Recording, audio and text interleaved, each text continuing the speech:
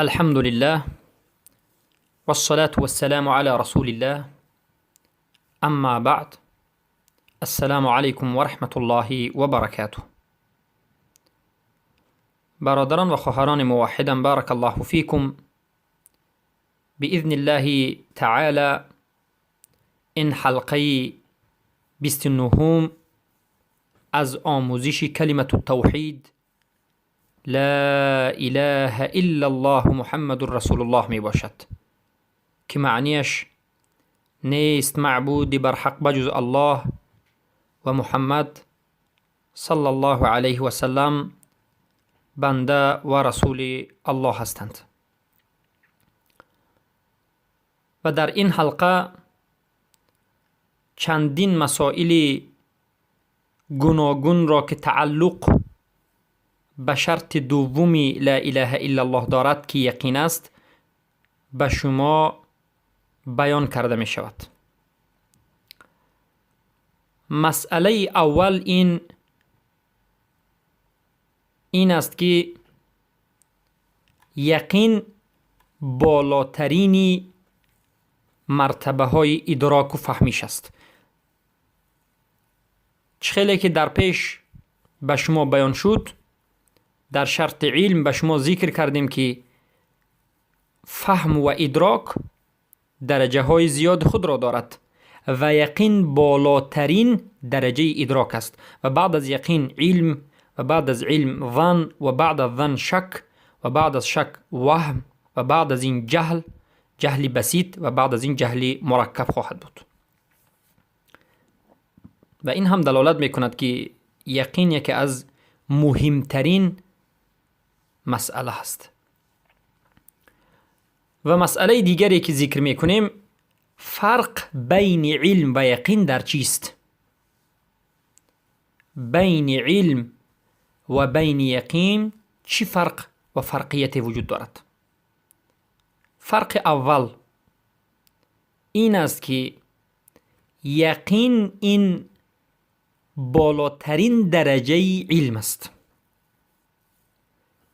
ما می توانیم بگوییم که هر یقین این علم است و اما نمی توانیم که هر علم این یقین است بگوییم. می توانیم بگوییم که هر یک موقین، کسی که یقین دارد، عالم است، اما هر یک عالم موقین با یقین گفته نمی توانیم. این دلالت می کند که یقین فرقش از علم این است که یقین از علم بلندتر است و علم از یقین پایانتر است. فرق دوم، ان الیقین یکون علما و عملا. هر آینه یقین هم علم است و این چنین عمل است. و یدخل فیه قول القلب و عمله.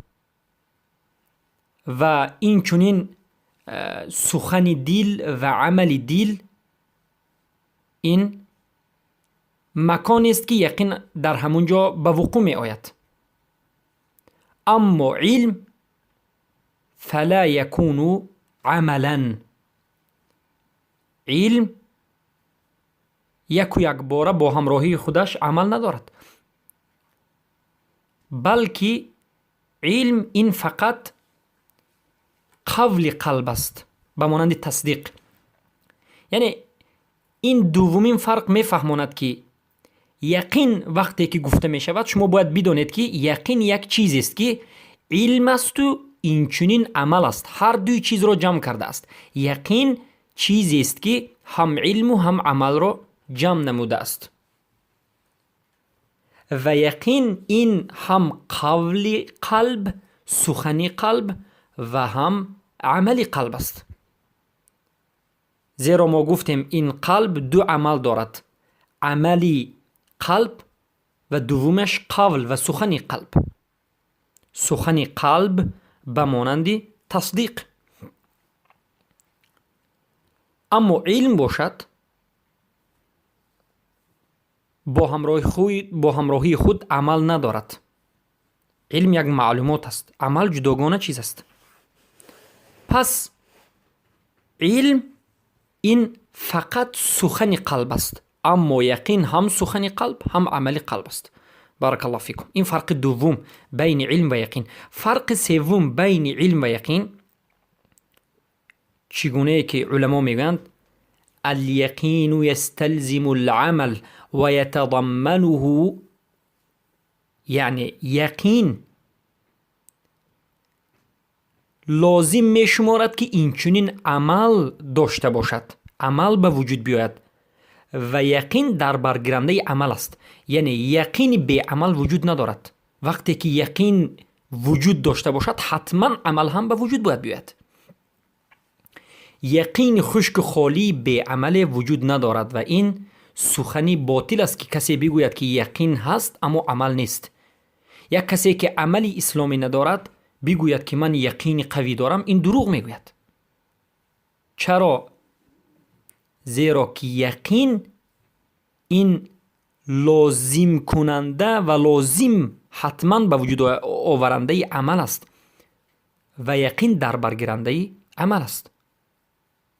اما وقتی که نظر به علم میکنیم، علم لازم آورنده مستلزم عمل نیست.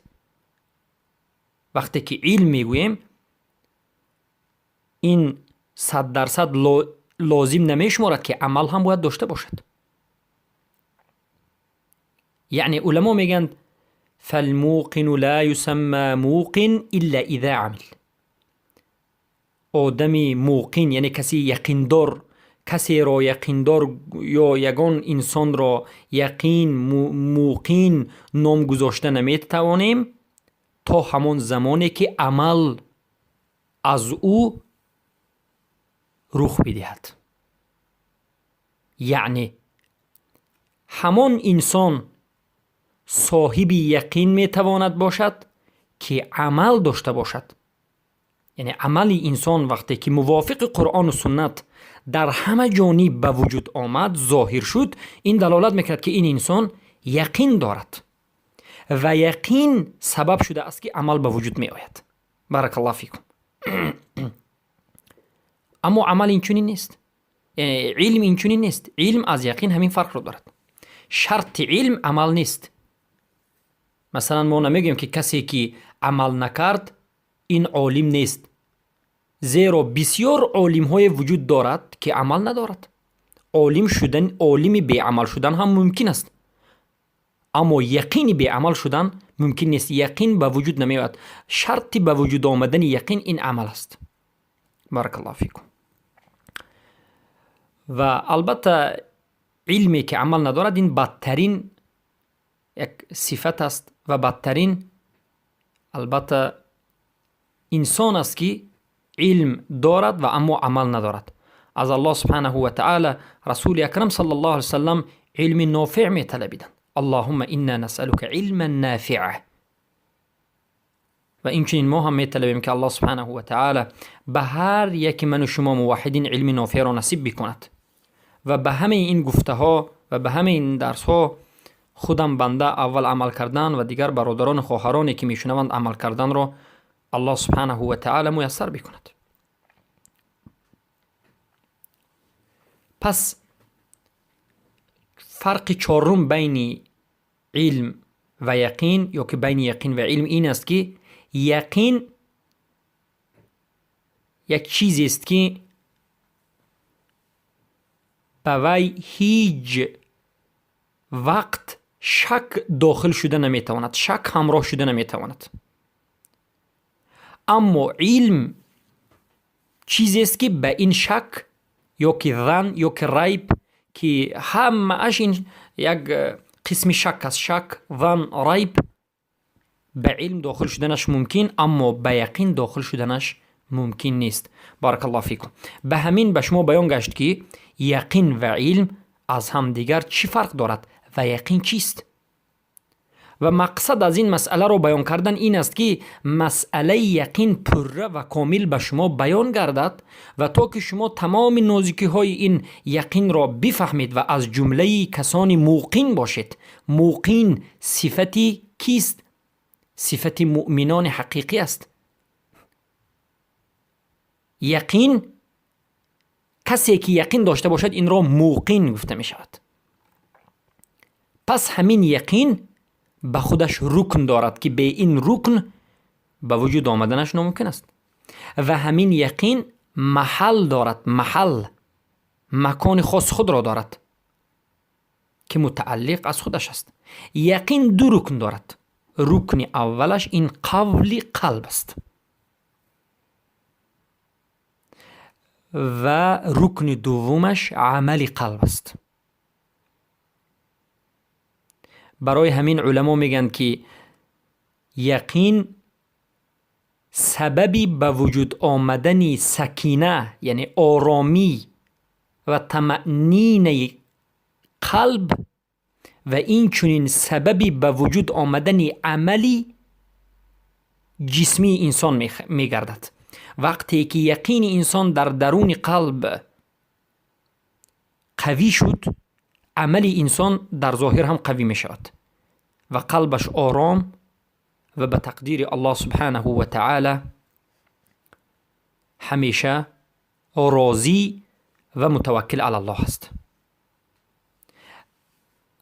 اما مکان یقین کجاست؟ یقین در کجا است؟ آیا در جسم یقین را میبینیم یا یقین چیزی که دیده نمی شود؟ یا محل یقین، مکان یقین کجاست؟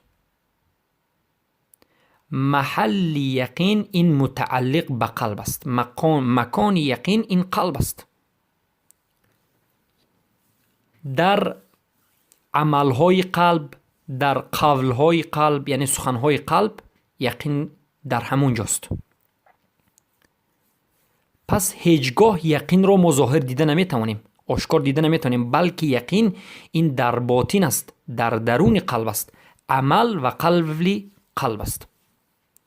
در زبان، در جسم دیده نمی شود. اما عملهای زبانی، قول زبان، عمل زبان و عمل جسم، همه این عملهای جسمی که ما میکنیم این از لوازمات چیزهای ضروری یقین است. یعنی وقتی که یقین به وجود بیاید حتما باید عمل زبان، قول زبان و عمل جسم به وجود بیاید. عمل جسم یعنی روزه داشتن، حج کردن، زکات دادن و این چنین صدقه و نماز و با زبان ذکر نمودن و تلاوت قرآن و کوشش نمودن، این همه عملها باید به وجود بیاید. اما وقتی که این عملها به وجود نآمد یقین هم نابود خواهد شد.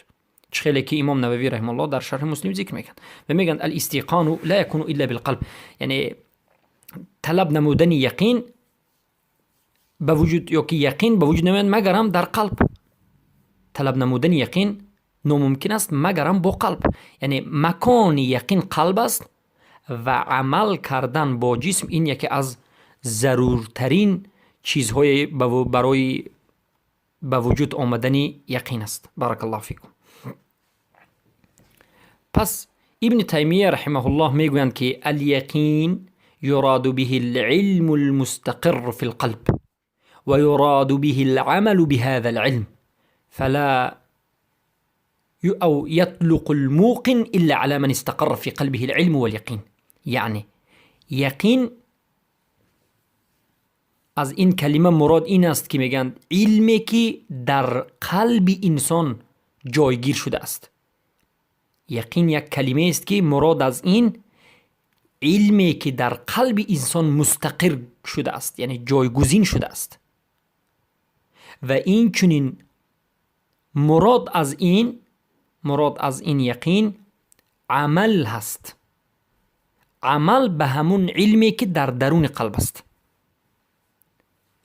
پس به یگان انسان کلمه صفت موقن یعنی یقیندار داده نمی شود، اطلاق کرده نمی شود، مگرم در حالتی که در قلبش علم مستقر بشود و یقین به وجود بیاید. سبحان الله، در حقیقت این سخنی به نهایت پرمعنا و بزرگ شیخ الاسلام ابن تیمیه رحمه الله می باشد که یقین از کجا به وجود آمدنش را ذکر میکنند. میگن که یقین همان وقت به وجود می آید که انسان در دلش علم داشته باشد و به همون علمش عمل نماید و یقین بعد از این به وجود می آید و صفتی موقن یعنی یقیندار به همون انسان داده می شود. وقتی که علم باشد و عمل نباشد، عمل باشد و علم نباشد، در این حالت صفتی یقین داده نمی شود. بارک الله فیکم. پس این بود مسائل نوبتی مهمه که رکن یقین، محل یقین و بعضی از مسائلی که متعلق به یقین بود به شما بیان گشت. اما مسئله دیگر این است که چی چیزها یقین را نابود می کند یا که ضد یقین است، ضدیت به یقین می کند. ریب، شک، ظن، گمان، وهم، تردد، تذبذب. این کلمه ها البته کلمه های عربی که در ادبیات فارسی هم وجود دارد. همه اش در گرد و اطراف شک و شبهه هست. یعنی این ریب، شک، ظن، گمان، وهم، تردد، تذبذب، همه اینها یعنی شک و شبهه کردن، یقین نداشتن.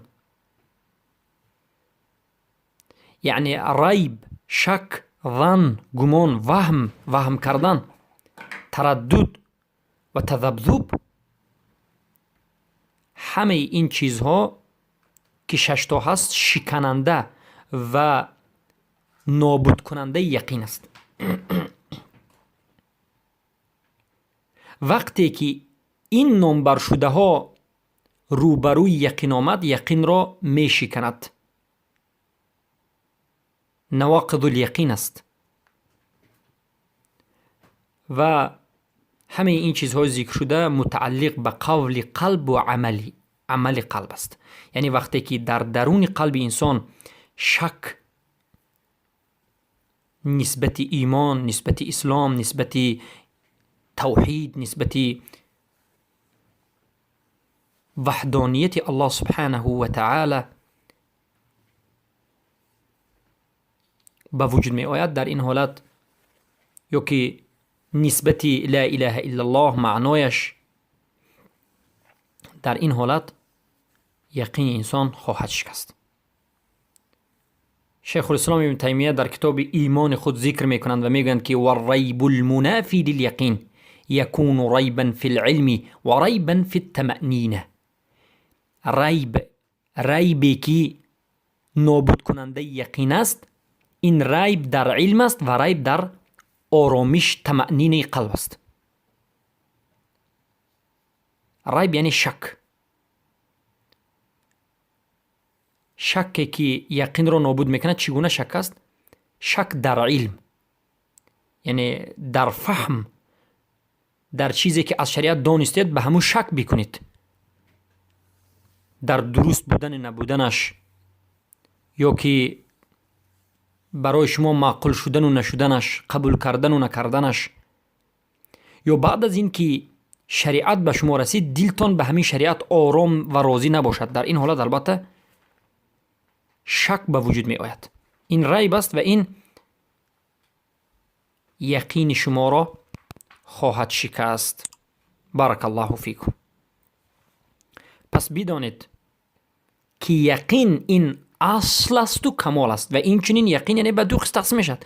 یقین یعنی یقین اصل، یعنی یقینی که به اصل ایمان و به اصل توحید تعلق دارد، و یقینی که کمال است،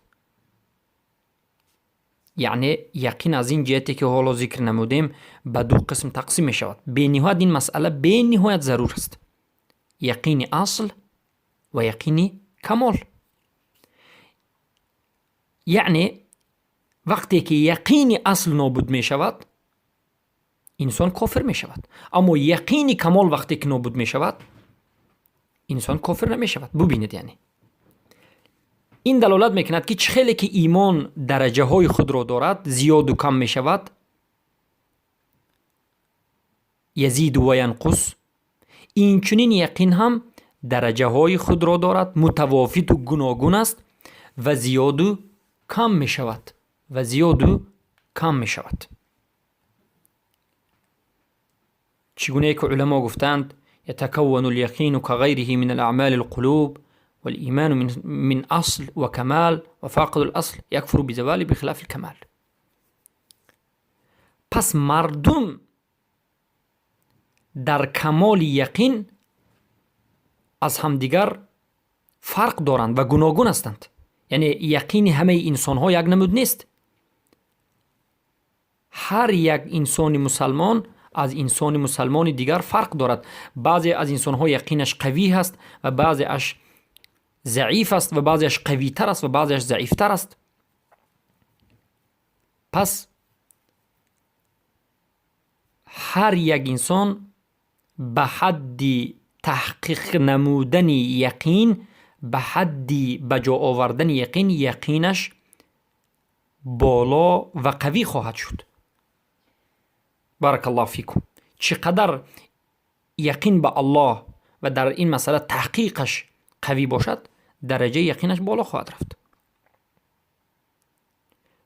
و چقدر که درجه های یقین را ترک بکند، یقینش نابود خواهد شد. و اگر اصل یقین را ترک بکند، حتی خیلی که ما بیان کردیم، اصل یقین یعنی شرط لا اله الا اللهش نابود می شود و کافر خواهد شد. خیلی که ابن تیمیه رحمه الله در این ذکر کردن، میگن که له درجات متفاوته. در کتاب الاستقامة علی صراط المستقیم مجله اول 18 صفحه میگن یعنی یقین درجه های گوناگون متفاوت دارد. یعنی یقین ضعیف و ناقص می شود و زیاد و قوی می شود. بارک الله فیکم. و دلیل بر این روایتی که در کتاب مسند بیهقی روایت شده است که خیلی که بیهقی روایت میکنند، سخن رسول اکرم صلی الله علیه و سلم که میگن این من ضعف الیقین، هر آینه از ضعیفی یقین، یعنی از این محل شاهد حدیث است. این دلالت میکند که یقین ضعیف میشود و یقین قوی میشود. اصلی یقین یک چیز است و زیاد و کم شوی یقین یک چیز است. خیلی که ما در مسئله مراتب الایمان به شما ذکر کرده بودیم که ما در مرتبه های ایمان اصل ایمان داریم، واجبات ایمان داریم، کمال ایمان داریم و این چنین یقین هم. بارک الله فیکم. و بدانید که بزرگترین انسانی که از اولی این دنیا و تا آخر این دنیا بود و بزرگترین انسانی که یقینش قوی ترین انسان ها بود، امامی متقین و امامی یقین داران بود، این نبینا محمد صلی الله علیه و سلم است. چه که خودی رسول الله صلی الله علیه و سلم میگن ان اتقاکم و اعلمکم بالله انا، هر آینه تقوادارترین شما و علمدارترین شما به الله من هستم. این روایتی بخاری هست. یعنی وقتی که تقوا شما از همه بهترین شد، علم شما به الله از همه بهترین شد، این دلالت میکرد که یقین شما بهترین است. و رسول اکرم صلی الله علیه و سلم در مسئله یقین امامند و برای همین رسول اکرم صلی الله علیه و سلم از درون رسولان به 5 اولوالعزم داخل میشن. از درون 5 اولوالعزم که نوح و موسی و عیسی و محمد صلی الله علیه و سلم و ابراهیم الخلیل هستند، از درون این 5 رسولان ابراهیم و محمد صلی الله علیه و سلم اینها خلیل هستند و از درون این 2 خلیل پیامبر ما صلی الله علیه و سلم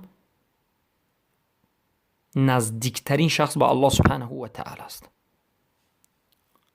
بارک الله فیکم. پس بارک الله فیکم،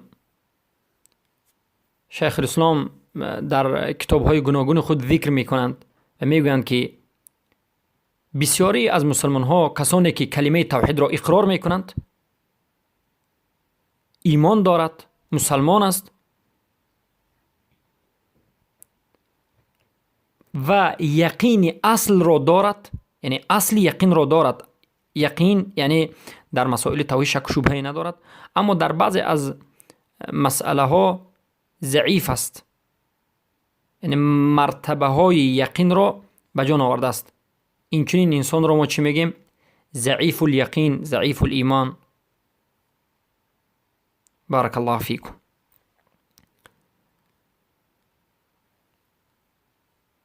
پس همین یقین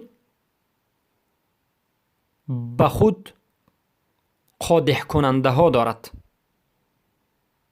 یعنی چیزهای ناقص کننده یقین چیست؟ کدام چیزها می تواند یقین انسان را نابود بکند؟ علما میگند اولا این کمبودی کردن در واجبات ها. وقتی که امرهای واجبی روزمره در این امرها کمبودی میکنید، یقین این عملها سبب می شود که، یعنی ترک واجبات سبب می شود که یقین انسان ضعیف بشود، یا که انجام دادن عملهای زشتی که الله سبحانه و تعالی حرام کرده است. و این به مانند کارهای عملهای زشت، به مانند بدعت و خرافات و نفاق و گناههای کبیره که البته یقین انسان را ضعیف خواهد کرد. و البته شک و شبهه، وهم، ظن و تردد و تذبذبی که ذکر کردیم اصلی یقین را نابود خواهد کرد. بارک الله فیکم. و این مسائل چند از مسائل یقین بود که به شما ذکر نمودیم و باقی مانده از مسائل